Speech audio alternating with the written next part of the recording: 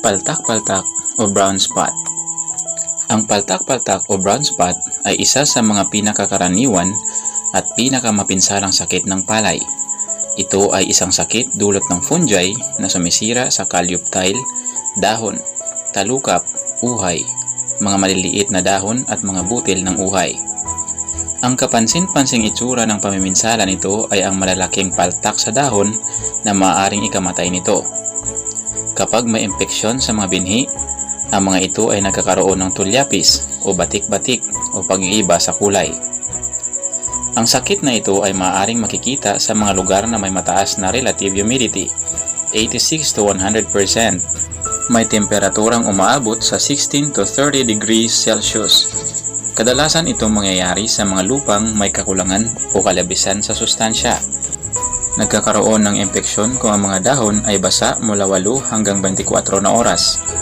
Ang fungus ay maaaring mabuhay sa binhi higit sa 4 na taon. Kaya nitong kumalat sa mga pananim sa pamamagitan ng hangin.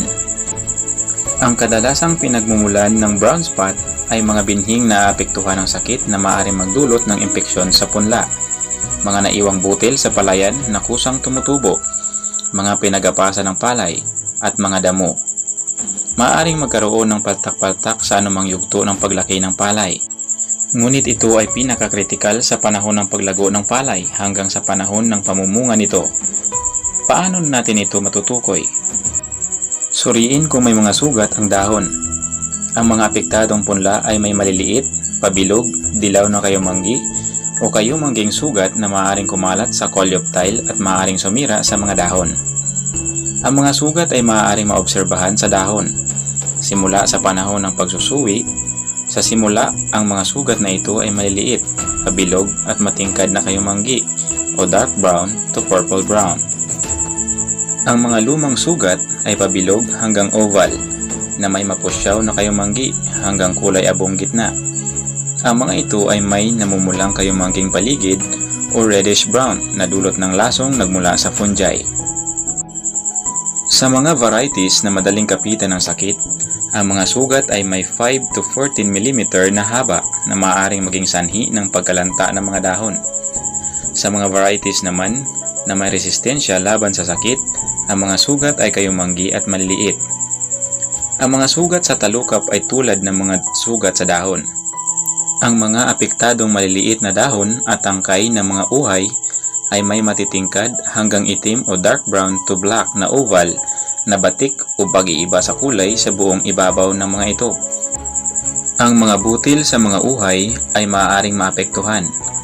Kapag naapektuhan ang florets, maaaring magkaroon ng hindi kumpletong paglalaman ng butil. Ang fungi na nagdudulot ng sakit na ito ay nakakapasok din sa mga butil. Bunsod nito, nagkakaroon ng peke rice o mga butil na may batik-batik at may pag-iiba sa kulay. Sa ibang variety ng palay, ang mga sugat dulot ng paltak-paltak ay maaaring mapagkamalang sugat dulot ng blast. Upang masiguro ang sakit ng palay, suriin kung may mga batik-batik na pabilog, kayumanggi at may kulay abong gitna na may namumulang paligid.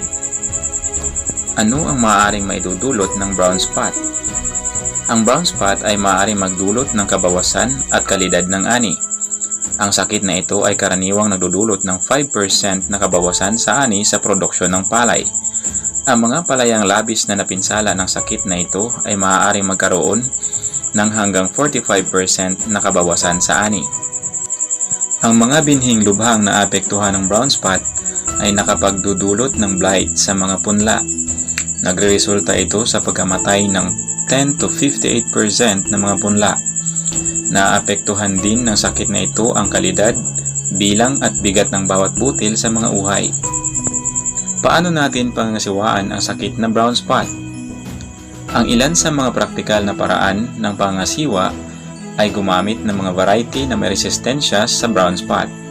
Alamin mula sa mga lokal na tanggapan ng agrikultura ang pinakabago at kompletong listahan ng mga variety ng palay. Gumamit ng mga systemic foliar fungicide gaya ng Minx 300EC na may active ingredient na pinagsamang difenoconazole at propiconazole. Ito ay mayroong systemic, preventive, and curative action. At dito po nagtatapos ang aking video mga ka-agri. I hope na may natutuhan kayo sa videong ito. If you have some questions and suggestions, just leave your comments down below. And don't forget to subscribe, like, and share. Happy farming!